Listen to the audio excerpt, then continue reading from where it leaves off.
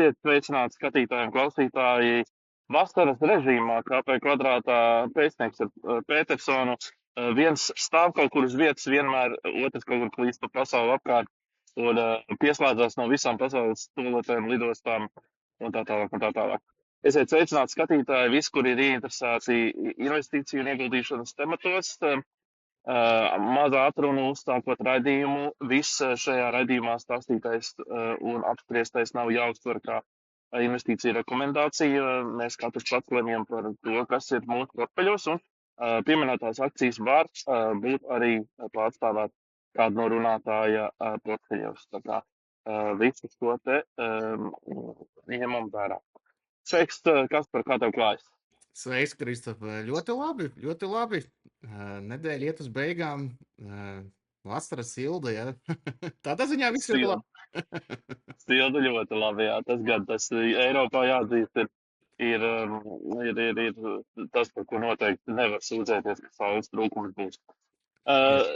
Es domāju, mums ir diezgan daudz arī tematu, par ko šodien pārunāt, vai vismaz es teikšu godīgi, es neesmu šajā nedēļā laika daudz veltījis, izņemot mūsu obligāto Baltijas akciju, kas šodien būs Indexo, kur es esmu tomēr mazliet pastrādājis iepriekš un pagatavojies kaut ko. Bet tā kopumā es, ja godīgi palasījis ziņas, esmu tikai tā virspusēji. Tas, ko es tur esmu pamanījis, ir protams, viss par un ap Irānu. Un tā, bet, pasaules čempionāts futbolā, tā kā kauss lielais. Es domāju, tas pēc būtības visu uzmanību ir šobrīd tajā virzienā. Taisnība, tā ir. Un, zini, kā mēs tādām lielajām tēmām pieskarsimies, man reiz pašā sākumā gribās vienu tādu tēmu ielikt iekšā. Ja? Mēs dažreiz runājam par to, cik Latvijas arī mēdījos ir salīdzinoši mažas informācijas un arī par pašu mēdīju pratība finanšu un investīciju ziņu atspoguļojumā. Un man tāds jāiesāk ar vienu cepienu, ja tā var nosaukt anglisko rentu, ja, tad ir ziņa par to, ka Air Baltica ir izsūtījis paziņojumu obligacionāriem, ka viņi vēlas veikt izmaiņas. Un tas, kas mani mazliet, tā teikt, sacepināja, ja tā var teikt, ir tas, ka šis līmenis, kā tā ziņa tika tālāk pie mums pasniegt. Ja? Es šo ziņu ieraudzīju Reutersā, no kurienes viņi oriģināli nāk, bet pēc tam es redzu to, ka rindā mēdī vienkārši ir pārpublicēts, atsaucoties uz Reuters, protams, ja, un tālāk mēs īstenībā redzam to, ka tā ziņa vienkārši ir paņemta no letas, bet tālāk šķiet neviens vispār pat nav tā kā pamēģinājis vai atrast, vai var to tekstu atrast, vai kas tajā tekstā ir rakstīts, un vai tas ir kaut kā slikti vai labi, vai kādas varētu būt implikācijas, un tā kā mēģināt noskaidrot, manuprāt, tā kā par valsts lielāko aviosabiedrību, vienu no lielām uzņēmējiem, tā kā šim būtu jābūt tādam bez mazai no rīta pamostojos, kas te notiek, tā kā mums fiks ir jānoskaidro jautājumu tur ekspertiem, kaut vai Martīnovam, jā, rakstam viņam, lai viņš nepateic, viņš neko nevar vairāk atklāt nekā viņš var, bet tāpatās, izdaram kaut kādu papildus to solīti, kaut vai to tekstu atrast tur iekšā. Un nekā tāda nav jau par tik lieliem notikumiem. Nav šo ziņu, vēl ir ziņas, bet vienkārši ir atreferējumi, visi ir paņēmuši vienkārši no viena avota, un tas, kas tur ir rakstīts, to vienkārši pieņem, ka tas tā arī ir.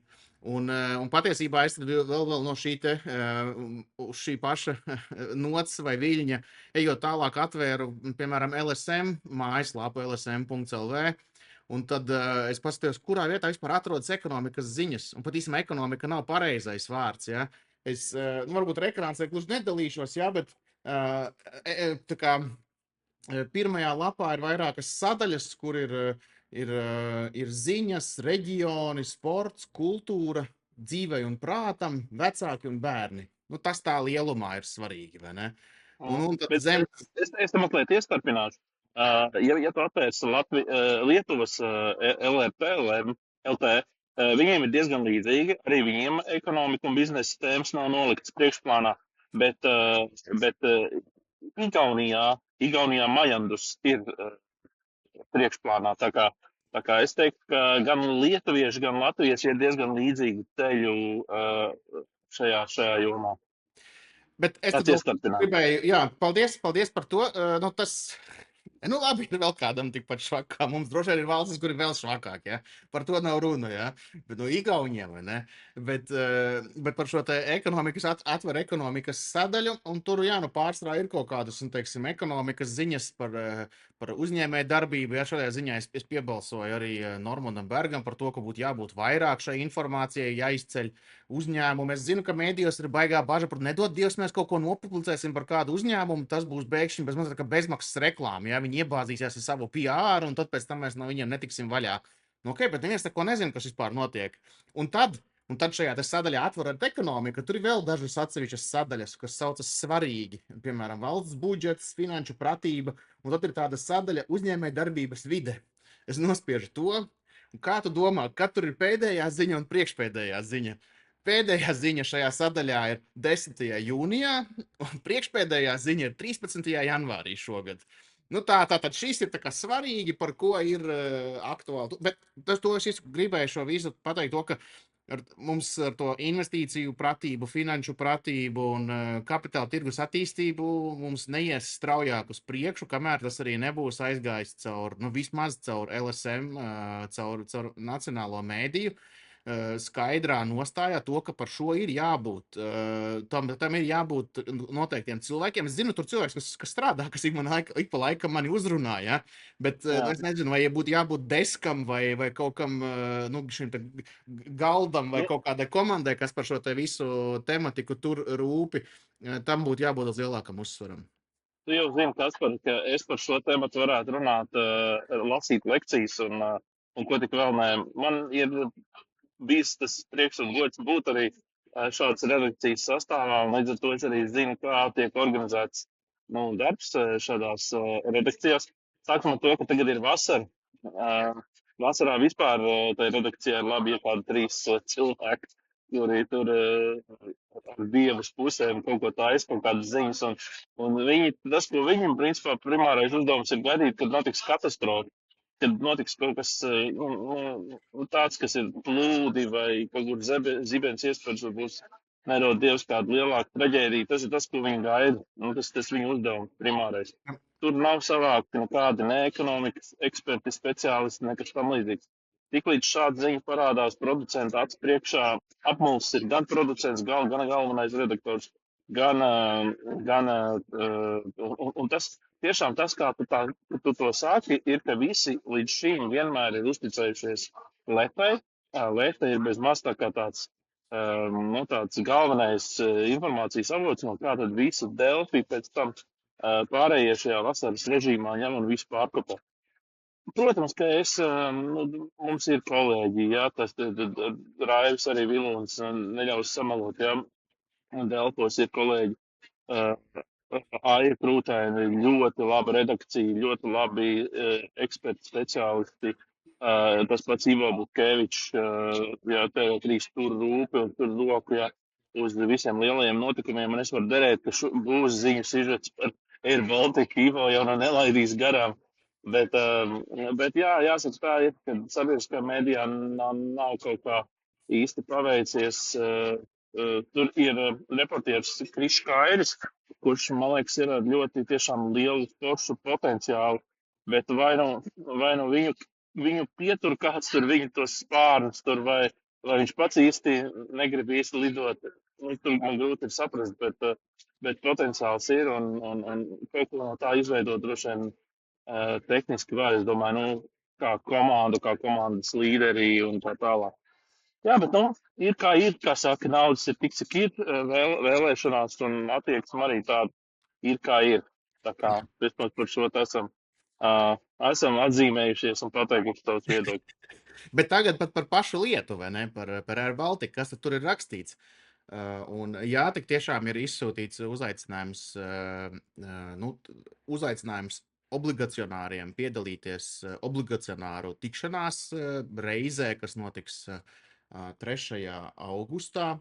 Un šajā obligacionāru tikšanās laikā tiek piedāvāts balsot par vairākiem jautājumiem. Un skaidrs, šī pamatēze tiešām tāda arī ir, ka uzņēmums grib uzņēmumiem nepieciešams, un viņi tad ar šo te obligacionāru tikšanās palīdzību un kaut kādiem mehānismiem, kas īstenībā pats piedāvājums, viņš ir nākotnē vēl atklāts. Viņš nav vēl atklāts. Tagad ir tikai izziņot tikšanās, un tur ir vairāki punkti iekļaut iekšā. Bet, manuprāt, tie punkti ir tādi gan svarīgi, kas nu, ja par viņiem nobalsos, un tas svarīgi arī pieminēt to, ka būs balsojums.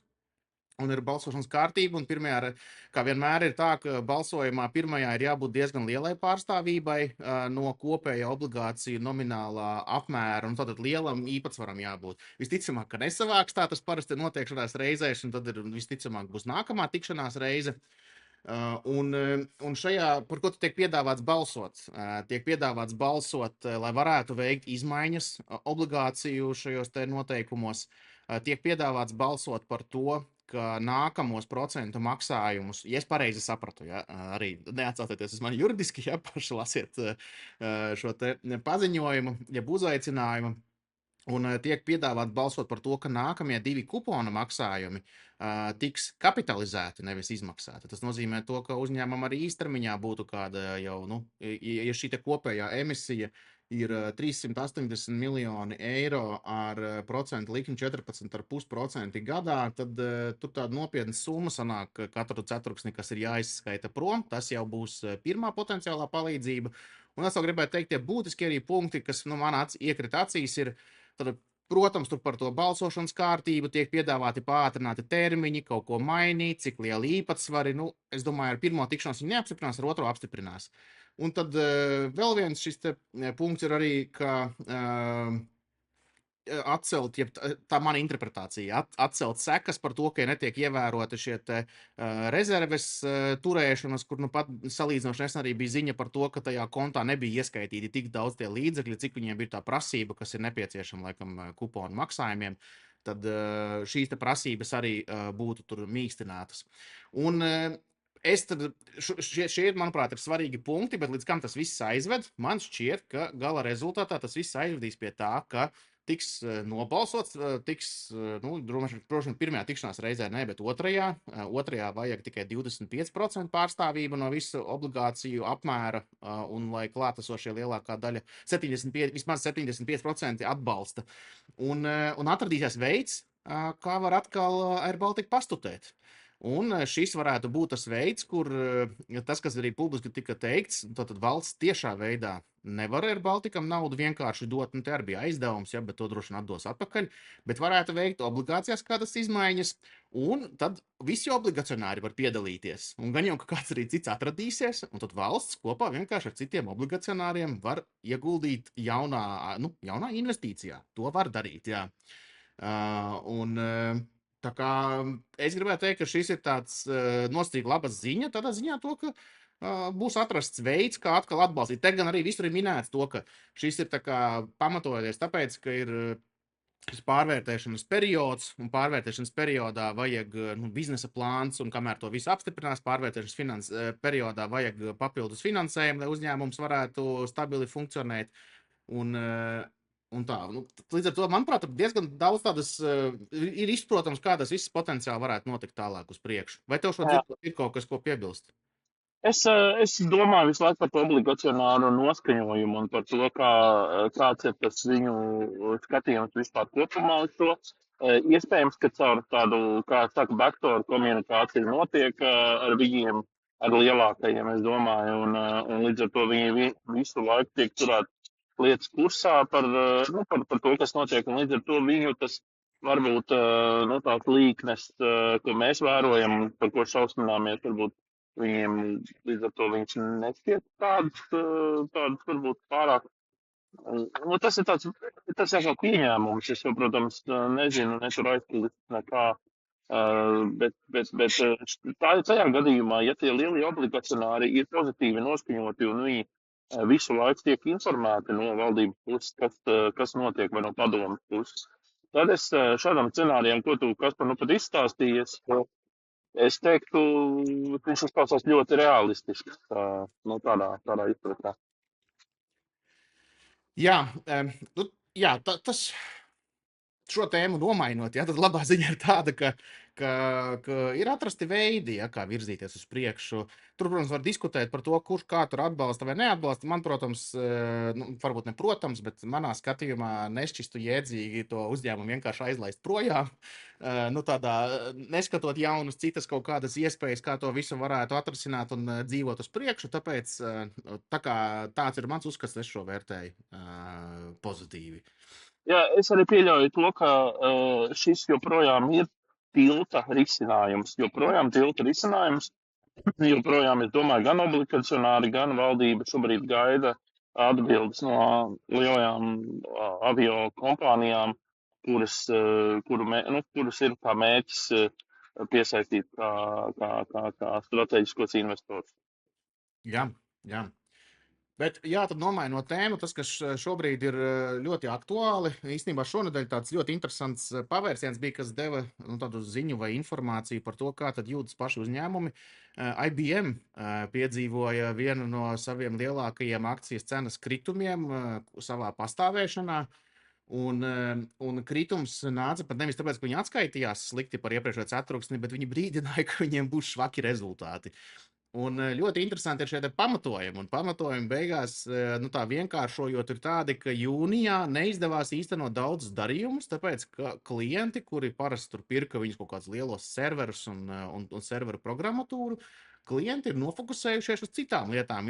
Viņi satraucas par to, un fokus iet uz to virzienu, lai varētu nodrošināt tā teikt, cietos dzelžus, jeb cita veida tehniku, jomā tur, kur ir strauji cenu pieaugumi, tas viss ir, kas saistīts ar atmiņām, ar čipiem, kas lielā mērā ir vajadzīgs mākslīgā intelekta datu centriem un šo pakalpojumu nodrošināšanai, ka tur vienkārši pirms cenu pieaugumiem viņi mēģina tur kaut kur tur tikt iekšā, ja?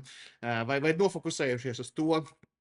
Un tas tāds ļoti zīmīgs pavērsiens šajā visā procesā ir. Un īstenībā tas tagad sakrīt ar to, ka, kas vēl viena svarīga lieta, ko pateikt, ka šis potenciālais, ja tas, ko viņi saka, kāds būs šis ienākuma apmērs pret to, kas bija prognozēts, tā atšķirība ir salīdzinoši neliela. Nu, gandrīz tāda pavisam niecīga, ja, bet kaut kā šobrīd tajā tirgo ir pienācis tāds brīdis, kad daudzi sāk fiksēt peļņu, un tad līdz ar to ir jāapstās arī kopskatā uz citām akcijām, daudzām šīm ar mākslīgā intelekta akcijām ir tiešām šobrīd tā, ka kas ražo čipus, cietos diskus, atmiņas kartes, viņas piedzīvo diezgan nopietnas korekcijas, ja tā varētu to saukt. Daudzām no tām ir pat 40–50% cenu kritumi, un ir kādai, kam 30%, ir kas mazliet labāk turas, bet kopumā pēc tiem milzīgiem kāpumiem kopš gada sākuma ir kaut kāda pauze, tā teikt, iestājusies. Un tie pamatojumi, kāpēc tas tā ir, viens no tiem ir, tiek ziņots, ka Goldman Sachs bija ziņojis, ka viņu lielie klienti, jeb hedge fondi, samazina savu ekspozīciju uz šīm kompānijām. Viņi fiksē savu iepriekš gūto peļņu. Pirmajā pusgadā viņi esat nopelnījuši, es neatrastu no galvas precīzi, kāds viņiem bija tas vidējais ienesīgums, kas tika minēts šajā apskatā, bet kopumā viņi ir diezgan daudz nopelnījuši un vienkārši fiksē peļņu. Un kaut kā tāda pauzīt tirgos, ja tā varētu teikt, ir iestājusies. Tas gan vēl joprojām nav spēkā indeksu līmenī, tāpēc, ka indeksu līmenī, nu, ja mēs runājam, piemēram, par Nasdaq indeksu, tad no augstākajiem punktiem līdz šim brīdim ir tikai -5%. To par kaut kādu korekciju saukt ir grūti. Ja paskatītos uz šo S&P 500 indeksu, tad tur no augstākajiem punktiem līdz šim brīdim ir -1% pat nav. To arī nevar saukt par korekciju. Līdz ar to tad notiek diezgan aktīva rotācija finanšu tirgos.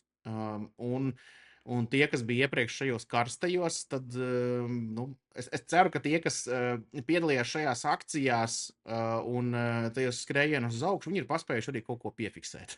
Un ka nevis vienkārši ar ticību tādu, ka nu, te jau ir tāds deficīts, ka to nekad neizdosies risināt, un te ir redzams, ka uz nākamajiem 2–3 gadiem viss ir droši. Tā nekad nav, kad viss ir droši. Ja? Tā nekad nav, kad viss ir droši. Līdz ar to šīs rotācija notiek. Bet kāds ir tavs domas? Jā, es arī esmu mazliet pieslēdzies, paskatījies, kas notiek. Gluži vienkārši tāpēc, ka es savā portfelī ieraudzīju tādas kustības, un man vienkārši nācās pievērst tam uzmanību.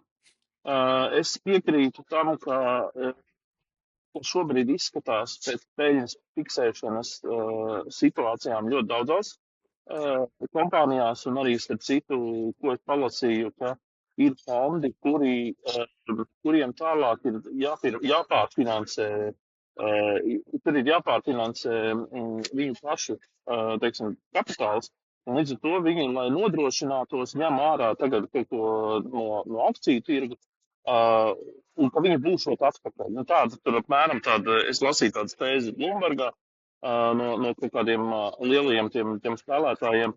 SoftBank ir, starp citu, sen viņiem Trumps nav piezvanījis, viņi par to ir apvainojušies.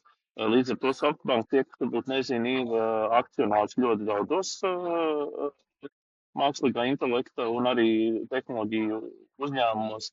Un tā tālāk, līdz ar to ir kaut kādas spriedze, ir jūtama īstenībā tāda diezgan liela spriedze par spīti tam, ka tādu lielu notikumu tirgu nav, un paši tie dalībnieki to spriedzi, man liekas, lielā mērā rāda. Nu tā. Bet mana prognoze, ja man ir jāļauts prognozēt, es teiktu, ka 2 nedēļas un viss būs atpakaļ. Šī ir mana tāda sajūta, ka šī ir īslaicīga korekcija, un tie, kas tagad nervozēs un raust ārā, būs zaudētāji. Bet tā ir mana personīga pārliecība. Jā, un es gribēju īstenībā vienu tādu citu piemēru, kas šobrīd ļoti arī aktualizējās ar to pašu mākslīgā intelekta, tiem pašiem modeļiem. Ja? Tad, ja skatītos no šiem mikročipu vai atmiņas ražotājiem, un tur arī citreiz es dzirdu tos argumentus no cilvēkiem, saka, jā, bet viņiem tas forward earnings tur vispār ir tikai 9 vai 12, tas ir tik lēti, un tā kā viņiem nav konkurentu, neviens tur viņiem nevar neko, un tad citam kā analogs, ja.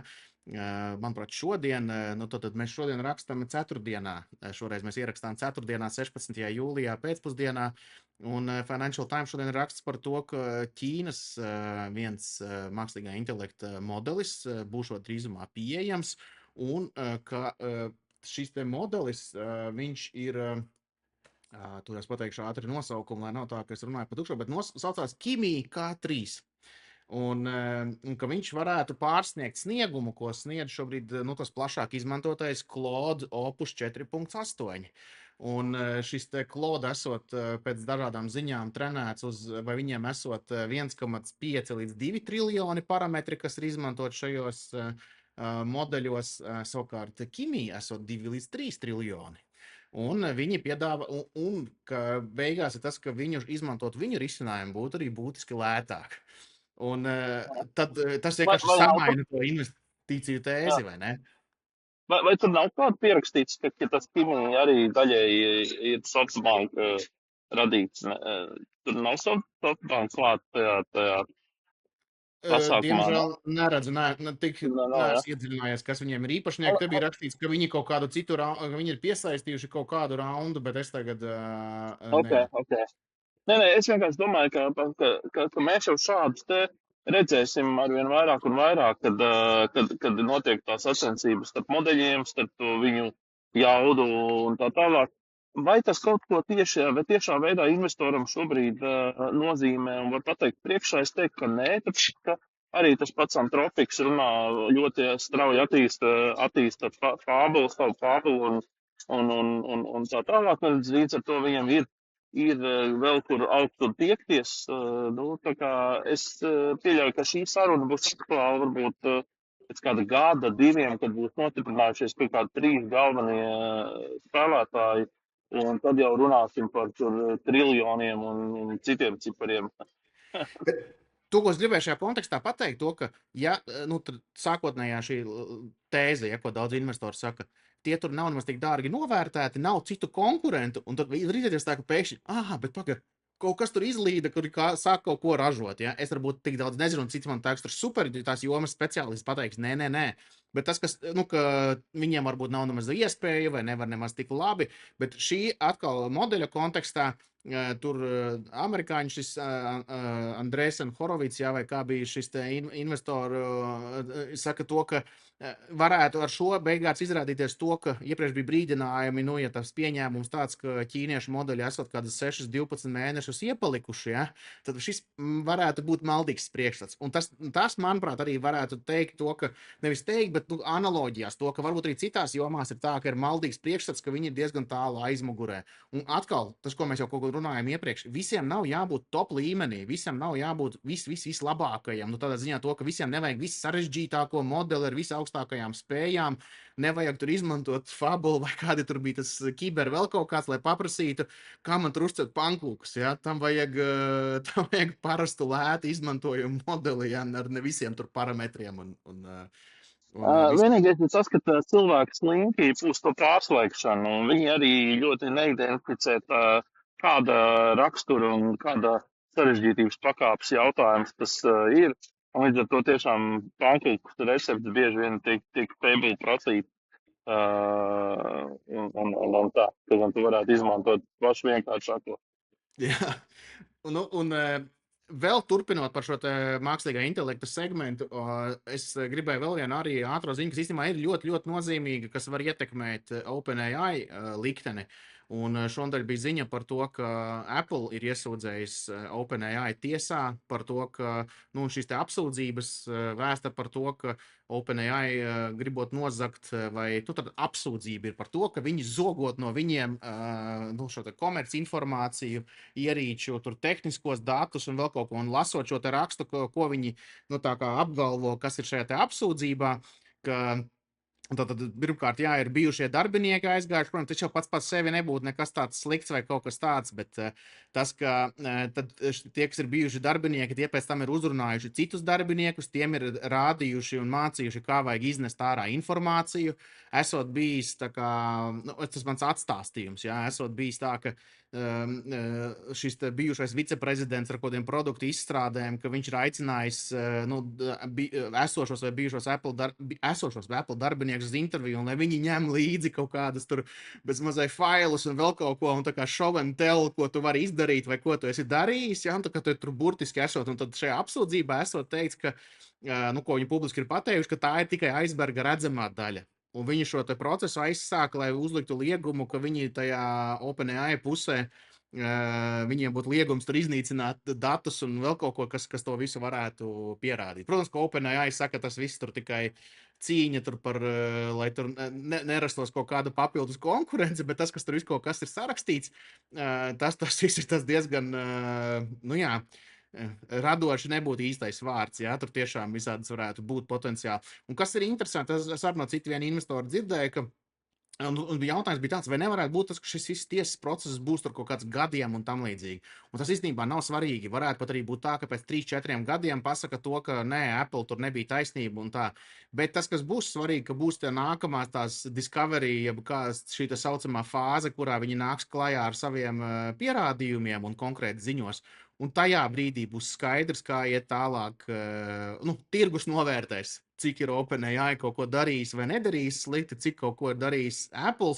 Bet varētu būt tā, ka, ja iepriekš bija runa par to, ka varētu būt kaut kādos starts šajos device, jeb ierīču virzienos, varētu būt, ka tur OpenAI viss kaut kas piebremzējis, un vai šis neatliek vēl tālāk nākotnē potenciālu IPO, jo viena lieta ir kaut kādas nelielas tiesvedības, bet es domāju, ka, kad Apple iet pakaļ, tad viņš diezgan, līdzīgi tā kā Elon Musk. Tad, kad Elon Musk ir tevi tiesājis, tu nevari nekur baigi strauji priekšā aiziet, tāpēc, ka tas ir jānoliek nost, ja? Tad būs ar šo tagad. Un tad man patika viena investora, viņa sakāmais, viņš saka, es nezinu, tā ir patiesība vai nē, bet kaut kā sajūta līmenī, es paskatos uz to OpenAI vadītāju, un man liekas tā, varētu būt iespējams šis viss. Kādas tavas domas par šo? Jā, par Semu Altmanu jau Silīts ieliek līdz visādas runas, ka viņš nesot gluži no tiem pašiem tīrākajiem, un viņš tāds mīlīgs izskatās un māk visus pie korporatīvā galda apkārt, saka, labi, viņiem aizmīglot acis, bet, tur tie, kas ar viņu ir strādājuši, ir nevienā publikācijā viņu īstenībā sauc par tumšo princi, Silīts ielais tumšais princis.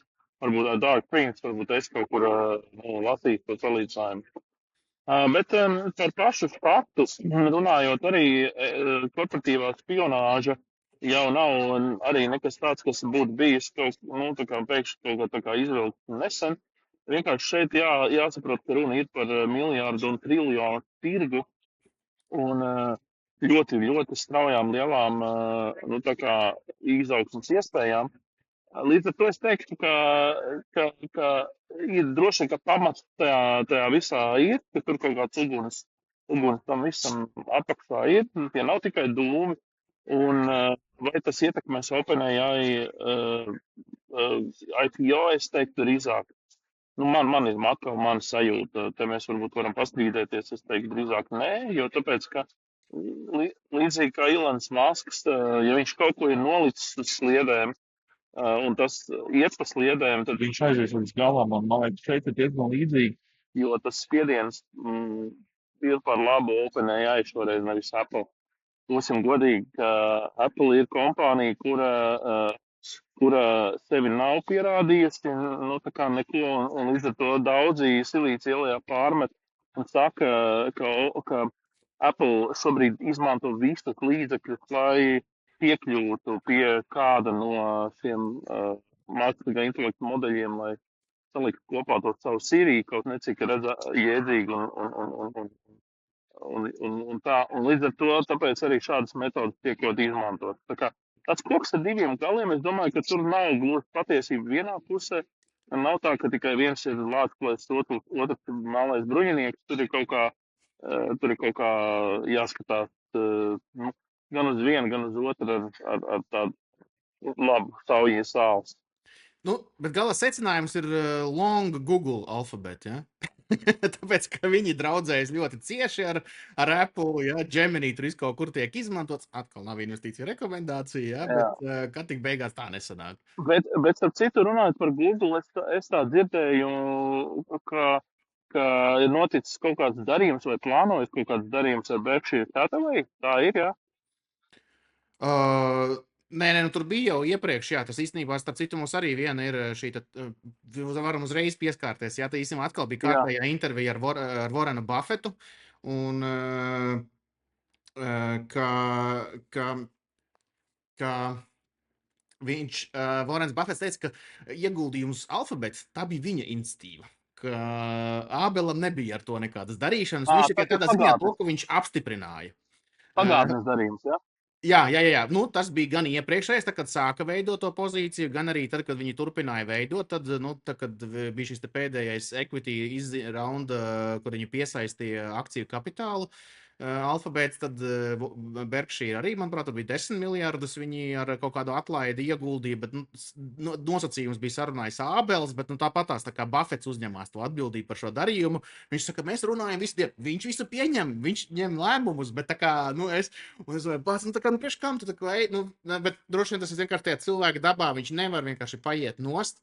Un skaidrs ir, ka viņš ir īpaši vēl šitā atnāk un tā kā, jā, nu šī bija mana iniciatīva, bet, nu, viņš visu apstiprina, viņš ir tas lēmumu pieņēmējs. Nu, tas tā kā, nu, iedomājieties ar kādā ģimenes uzņēmumā, kur tur paaudzes mainās, cik tas ir drausmīgi grūti, kur tas ir tas vecākā paudze, kuri to visu izaudzējusi vēl kaut kur, un viņš tur sēž tur tajā tur visu laiku un saka, jā, tas jaunais pieņem lēmumus, bet, nu, es jau tikai tur tā. Vecāks nevar paiet malā. Jā. Un tad nekas baigi jaunais nav. Tas ir drīzāk atkal, manuprāt, bija tāds vienkārši kārtējo reizi, tā kā tam šaubu ēna, tam, nu, nevis ēna, bet, nu, vienkārši par Berkshire kā tādu, nu, tā kā, nu, atkal, nu, priekš kam tev šito vajadzēja? Nu, aizgāja uz vai tad ne uz interviju, bet, nu, droši vien tas atkal ir tajā dabā, ja, nu, mums jau var patīt te parunāt, vai ne? Un pastāstīt cilvēkiem viedokli. Varbūt viņam var. Zin kā, viņam visu, iedomājies, tas ir pieredze, visu mūžu, viņu kā autoritāte aicina visur ekskluzīvi, ja, katru reizi, kad parādies. Loģiski, ka tas, nu, viņam ir pieredums kaut kādā ziņā un visai, nu, investoru arī sabiedrībai pieredums. Un te jau, man liekas, es tos no laika galu teicu par to, ka tik ilgi laikam, kamēr, nu, Lorenz būs šajā pasaulē vai ne, ar kājām šajā pasaulē, nu, viņš par to Berkshire Hathaway galveno būrvi arī tiks Mm. uzskatīts. Un tur var mainīties vadības un viss kaut kas. Jā, viņi ļoti spējīgi menedžeri, ļoti labi visi, bet jautājums, vai viņi tā kā tur pieņem tos galīgos lēmumus, galīgos lēmumus. Par to tur jautājumi ir. Mm. Nu, ko, pieķeramies klāt Baltijas aktīviem varbūt. Jā, Un tad, nomainam atpakaļ uz Baltiju. Jā, par jā, Baltiju bija sākumā. Tagad mums ir šodienas aktuālā akcija, un šodien mums ir ilgi gaidītais un pat skatītāji jautātais Indexo.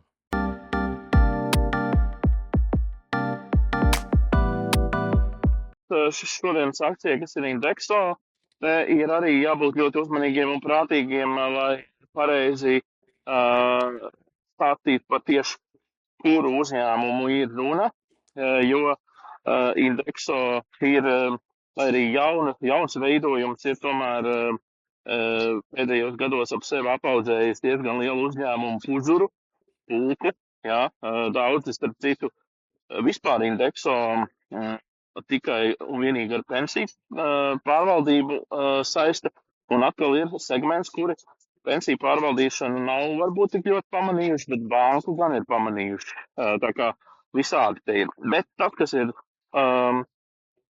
ir biržā, ir tātad holding uzņēmums, kurā ietvaros šobrīd ir arī pensiju pārvaldnieks Vairo, kuru viņi pagājušajā gadā pārņēma, un arī Delfīna grupa, kura pašai par sevi ir akcija Nasdaq biržā.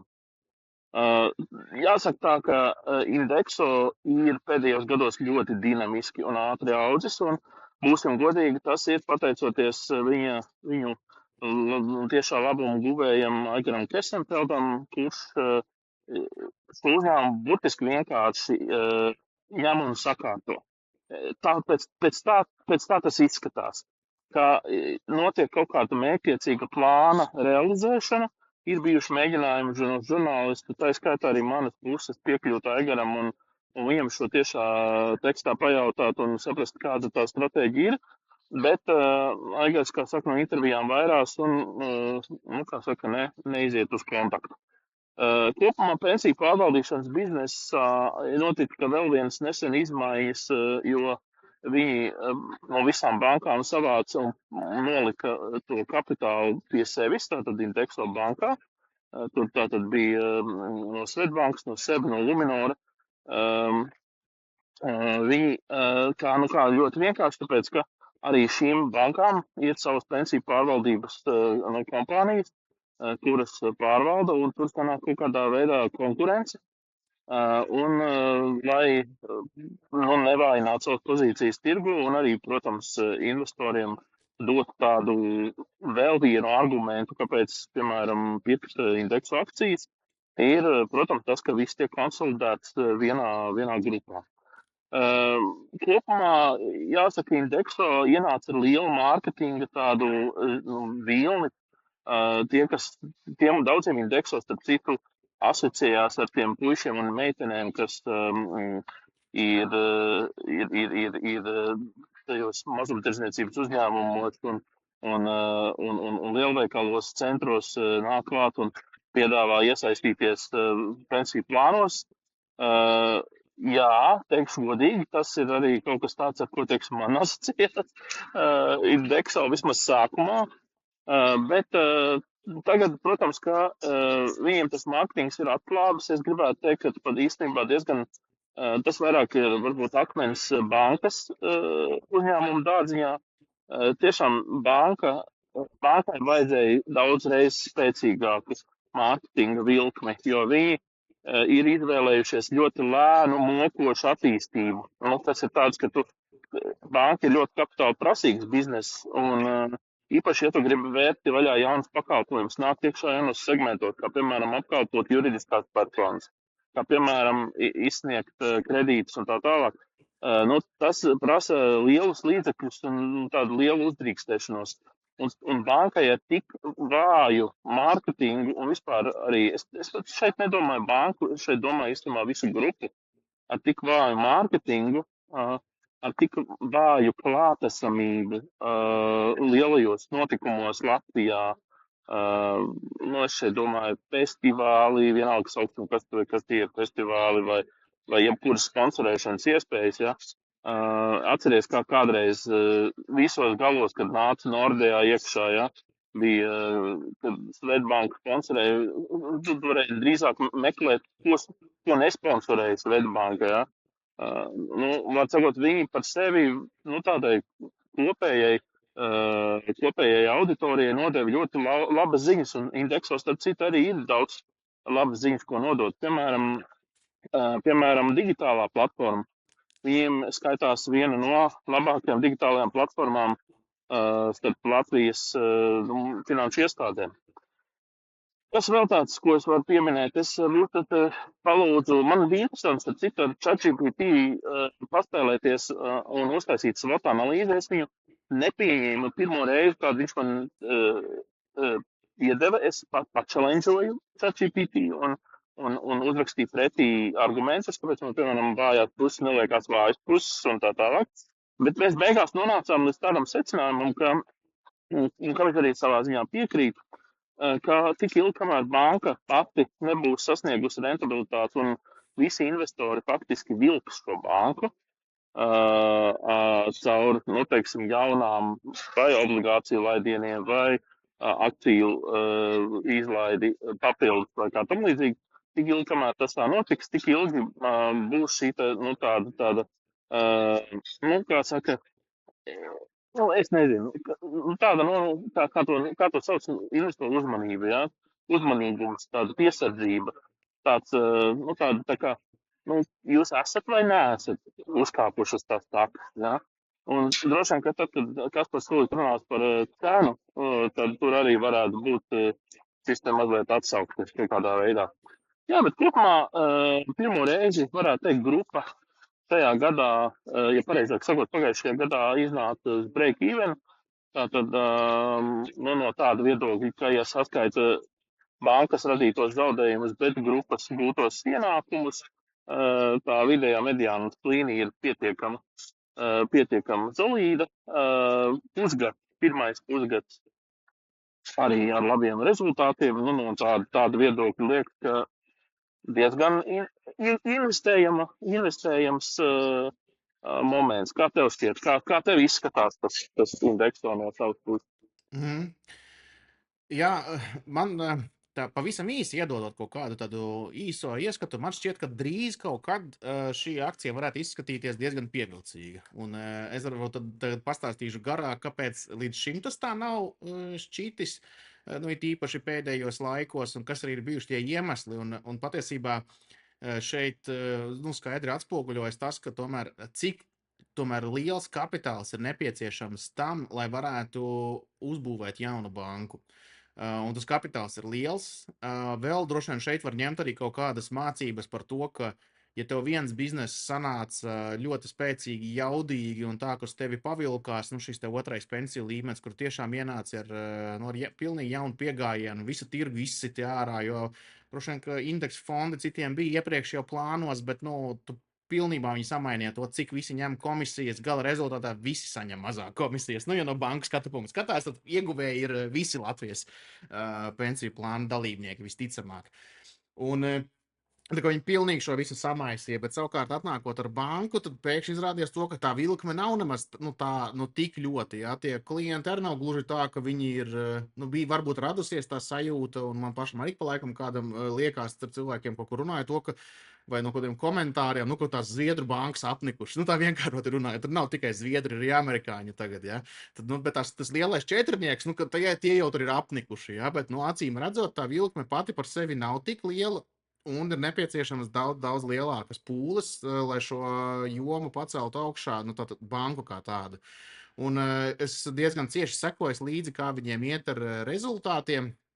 Un ik pa laikam viņiem iet diezgan izaicinoši. Viņi kaut kādās jomās ik pa laikam būtiski atpaliek no saviem mērķiem, tad viņi ir spiesti veikt ļoti straujas izmaiņas. Vai tajā pašā laikā viņiem ir jāpiedāvā augstas depozīta likmes, arī šī konta atlikums. Jā, te varbūt ir atbilde arī, kāpēc varbūt viņi uzreiz neiet visu kaut ko sponsorēt un finansēt, jo nu, pārējās bankas taču to pelna naudu, kur viņi piedāvā zemākas likmes, ja?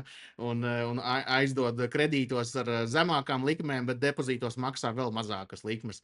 Un viņi pa vidu pelna naudu, nu to naudu ir nauda, kur finansēt, sponsorēt visu kaut ko. Šeit tieši pretējais stāsts, ka to dārgāks ir kapitāls, likmes tāpat beigās. Man starp citu te investoru čatiņos arī ir bijuši, kur cilvēki salīdzinās, cik tad kuram kur kā piedāvā. Un daudz tiešām ir izmantojuši viņu piedāvājumu, lai savā bankā dabūtu zemāku likmi. Bet tā kā atkal tur viņi ievieš kaut kādas šīs izmaiņas, bet nu neiet tik ātri, kā gribētos. Un es piekrītu tam, bet kopumā jāatzīst tas, ka viņi iet uz priekšu. Viņiem ir bijušas ar viņu kaut kādās lietās ir bijuši pārāk optimistiski, vai pēc to pašu licenci viņi gaidīja ātrāk, ka viņi varētu saņemt. Tas process aizņēma ilgāku laiku. Ilgāka laika aizņemšanas nozīmē to, ka viņi vienkārši daudz ilgāku laiku viņiem nenāca ienākumi no tā, un tikmēr, kamēr tu to dari, tev ir jāmaksā tāpat tās darbiniekiem, izstrādātājiem, tur visam, kamēr tas viss tur to fonā notiek, un tu vienkārši naudu ēd nost, ja? Un tad mēs atgriežamies pie tā investoru stāsta, ka nu, šis viss process notiek, un iedomājies, ka tu esi piedalījies Indexo IPO, kas IPO bija pa 14 eiro, un šodien akcijas cena ir 8,64. Tad, un IPO nebija vakar, ja? IPO bija 22. gadā, tā kā tu esi nosēdējis no 22. gada.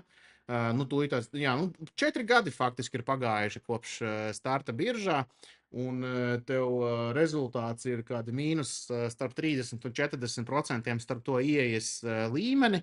Un nu, tu vēl projām ceri un gaidi, ja? Un pa vidu ir bijuši nākamie piesaistes raundi, un viens no tiem iemesliem, kāpēc akcijas cenas, domāju, arī šobrīd nekāp, ir tas, ka nu, tie visi, kas iepriekš ticēja un bija pārliecināti par indekso panākumiem nākotnē, tie ir ieguldījušies. Un tie ir ieguldījušies, ticamāk, tik, cik viņi maksimāli var tā, lai nu, saglabātu gan savu īpatsvaru, gan arī, nu, teiksim, vispār kopumā būtu pietiekams kapitāls bankai, lai varētu iet uz priekšu.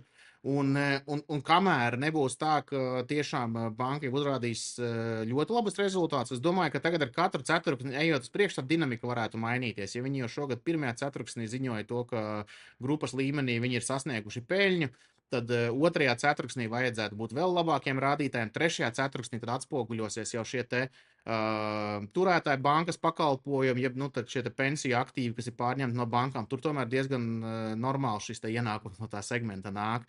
Un es domāju, to, ka ir potenciāls, ka šogad sāk parādīties diezgan spēcīgi rezultāti, un ir tāds, hei, tur tomēr viss notiek, jo ir gana daudz skeptiķi, kur tā kā vispār netic, ja? Bet tad, kad parādītos šis te to, ka iet uz priekšu, un pēc būtības arī viss tālāk būs atkarīgs no viņu izaugsmes ambīcijām, un ātruma un ambīciju ātruma, tad cik daudz kapitāla piesaistīt papildus, bet teorētiski viņi varētu tāpatās arī, ja viņi gribētu, viņi varētu lēnāk, tā teikt, čunčināt uz priekšu, ja? Tad es domāju, var parādīties diezgan strauji arī cenas izmaiņas, un kaut kādā brīdī būs. Un es neesmu skeptiķis, esmu diezgan pārliecināts, ka viņiem arī izdosies. Es domāju, arī tevis minētā persona, investors, kas šobrīd lielākais akcionārs ir bankā, viņš pie tā arī piestrādās, jā, tādu kapitālu ieguldot. Tu neļausi, lai kaut kā tā vienkārši uz kaut kur tur kā aiziet, jā. Tā kā tur viss, tas starp citu arī bija viena no manām tēzēm, kaut kad pagājušajā gadā kaut kur jau bija arī šo teicis to, ka nu, tagad noslēgsies šis te viss Delfin Group pievienošanas darījums, jā, un tad šis te investors, viņš tā kā pieķersies, lai lietas sakārtotas. Nu, tā ir tā, kad jau tur būs oficiāli tie visi procenti un tam līdzīgi, jā.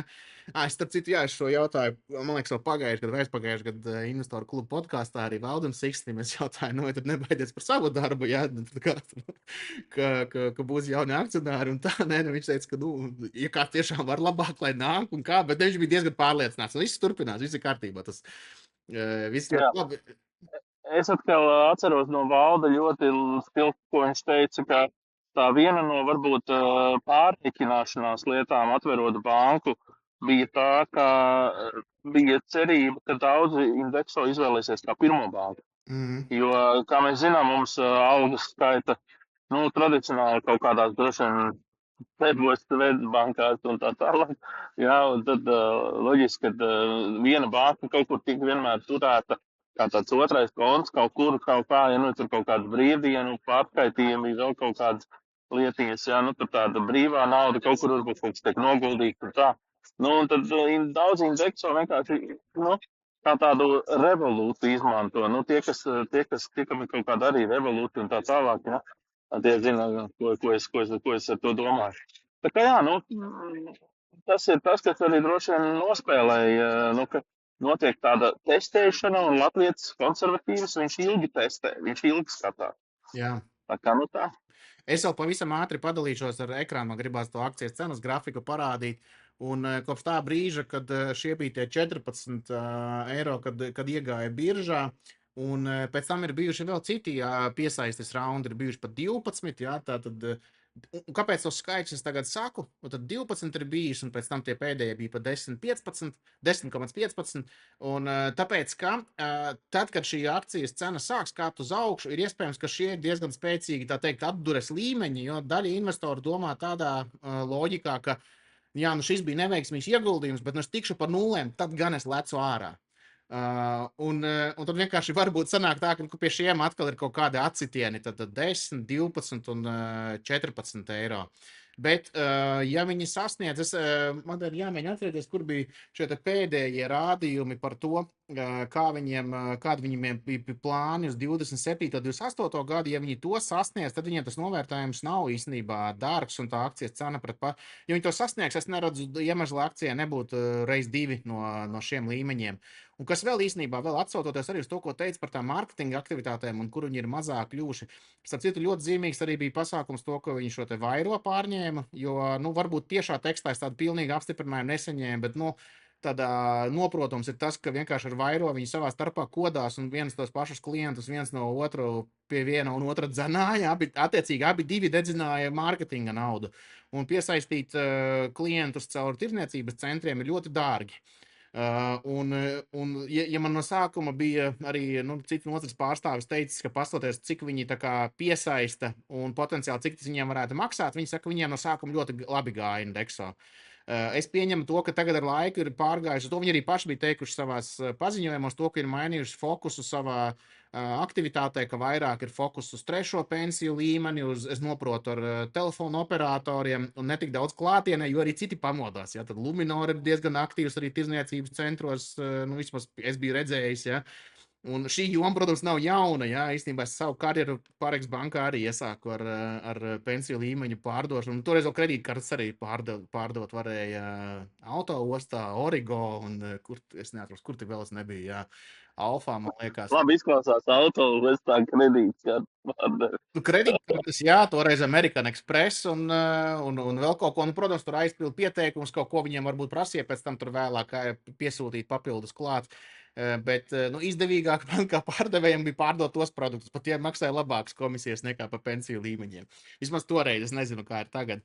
Bet jā, viņi ir samainījuši to savu fokusu, un īstenībā viņiem bija tā, ka arī viņiem šobrīd vajadzēja to, lai noņemtu daļu no šīm lielajām mārketinga izmaksām, pārvirzīt to, lai no šī tomēr ir šie, varētu teikt, tekošie ienākumi, kas nosedz kopējo grupas darbību.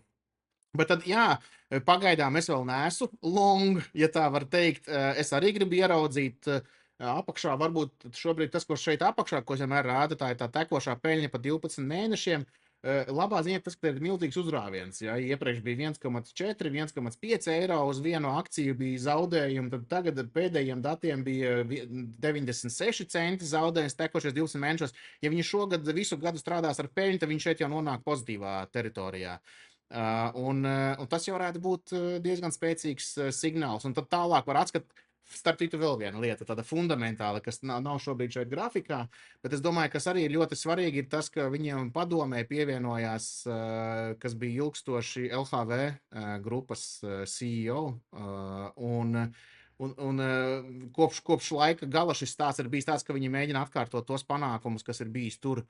Un, ja pievienojas šis CEO, kurš tam visam posmam ir izgājis cauri, es domāju, diezgan daudz var, protams, ka viņš nedos operacionālos tur ieteikumus, ja, bet lielo skatījumu, kurā brīdī, kā vajag virzīties un iet, es domāju, tas būs papildus grūdienis priekš.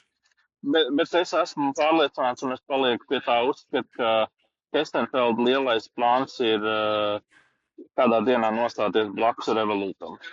Revolūtam? Nu, es domāju, viņa ambīcijas to varētu paredzēt. Ok.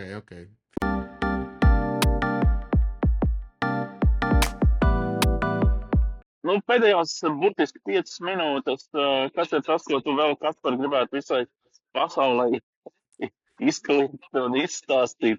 Vai ir kaut kas tāds, kas tev, kā saka, vēl šonadēļ ir Jā, ir viena lieta. Es saprāts? biju pamanījis vienā citā raidījumā, un pēc tam atradu arī, kur tas internetā ir, kur ir tāds Chart Kid Matt. Viņš ir salicis vienu tādu attēlu, kur šajā attēlā ir atspoguļots, cik tad labi analītiķiem iet ar S&P 500 kompāniju peļņas prognozēm un kā viņas pēc tam ir īstenojušās. Un kāpēc tas ir svarīgi? Tas ir svarīgi no šī skatu punkta, ka arī es ik pa laikam saku to, ka, jā, tur tagad dārgi novērtēts un vēl kaut kā, bet visu laiku tās analītiķu prognozes iet uz augšu. Tagad, paskatoties uz to, kā viņiem ir gājis vēsturiski, tātad šajā mēs redzam, tumša zilā līnija ir bijis, kas ir aktuālā bijusi peļņa uz vienu akciju iepriekšējā gadā, un tātad otras zilā līnija, gaiša zilā līnija ir prognozētā peļņa uz vienu akciju nākamajam gadam. Vienkārši viņas nobīdītas tā, lai atbilstu vienā posmā.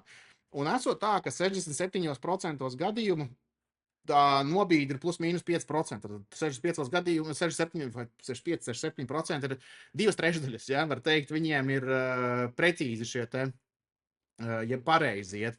Bet kas ir interesantākais šajā visā, ko es no šī gribēju paņemt? No vienas puses varētu teikt, viss ir jāpaļaujas analītiķiem, kur viņi prognozē arī ļoti spēcīgu peļņas kāpu nākotnē, tā tad mums viss turpina iet uz priekšu. Bet tas lielais bet ir tāds, ka viņi visvairāk aizšāja garām krīžu un pēc brīža, kad krīze tur iet uz otru pusi tajos laikos. Tā kā, kamēr viss ir labi, viņi trāpa, bet mēs redzam, ka dotcom laiks un 2008, kur arī viņi turpina prognozēt uz priekšu straujas kāpumus, un pēc tam līdz realitātei viņi faktiski nonāk no 2008. gada 2011. bet 10. ar pusi gadā. Un es nesaku to, ka tagad rītā būs krīze. Bet šis skaidri atkal parāda to, ka analītiķu prognozes nav, to nevar pieņemt kā vienīgo patieso taisnību, kā tiem uzņēmumiem ies, ja kaut kādu apstākļu dēļ, kas ir parasti kaut sakritība, bet vairāk apstākļu kopums, sākās lielās korekcijas, krīzes un tā tālāk projām, šīs prognozes var nederēt. Jā, tad viņas tālāk to tirgu nevilks. Šeit jāizver tas, ka kamēr viss ir normāli, iet uz augšu. Es nezinu, ko vairāk no tā pateikt, bet, manuprāt, šis bija tas skaļais ir par to, ka lielākajā daļā gadījumā viņiem ir taisnība, bet tā, kad ir krīze, tad nevajag paļauties. Tad nevajag. Un mēs šajā līgnē, starp citu, ļoti, ļoti labi varam redzēt īstenībā tajās labās. Tā kā paldies, ka padalījies ar šo. Tu svētdienā, ja esi gatavs, Krakls ir iegādāts un, kā saka, dosies ielās kopā ar citiem spanjārdiem un turēs īks par komandu. Kā ir?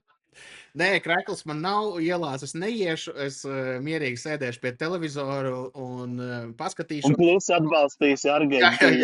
Jā. Un kopā ar visiem citiem es klusībā piedalīšos, bet tad, kad iesit golu, jā, tad dzirdu visu pilsētu, protams, jā. Bet tas, ko es gribēju teikt, ir tas, ka arī šis čempionāts tūlīt būs noslēdzies un redzēs, kā tas pēc tam atspoguļosies tirgos, jo tomēr tik ļoti daudz cilvēku šobrīd uzmanību ir pievērsuši tam. Viņi vienkārši atpūšas, viņi bauda vasaru, bauda šīs spēles. Ja. Daudzi, kuriem ir nauda, ir klātienē tur. Ja. Es starp citu redzēju TikTokā kaut kādu video, kur prasīja, cik tev izmaksājas šis čempionāta apmeklējums. Standarta atbild bija 100 000. Tā kā tur biļetes, viesnīcas un viss pārējais. Ja, tad padomā, cik tur daudz tie cilvēki ir, kas ir tie, kas atļaujās, tie, kas pievērš uzmanību. Skaidrs, ka viņi kamēr tie čempionāti, tur nedomā par finanšu tirgiem vispārējā, tur tusē, dzīvo un tam līdzīgi. Un tad, tas ir tas, ko es teicu. Viss atgriezīsies pēc 2 nedēļām. Vai arī pēc 4 vai 5 nedēļām, kad beigsies augusts gandrīz ies uz beigām, jo augustā vēl viss ir. Jā. Nu labi, mēs ar jums tiekamies atkal pēc nedēļas, kā jau ierasts. Jā, tiekamies pēc nedēļas. Visu labu!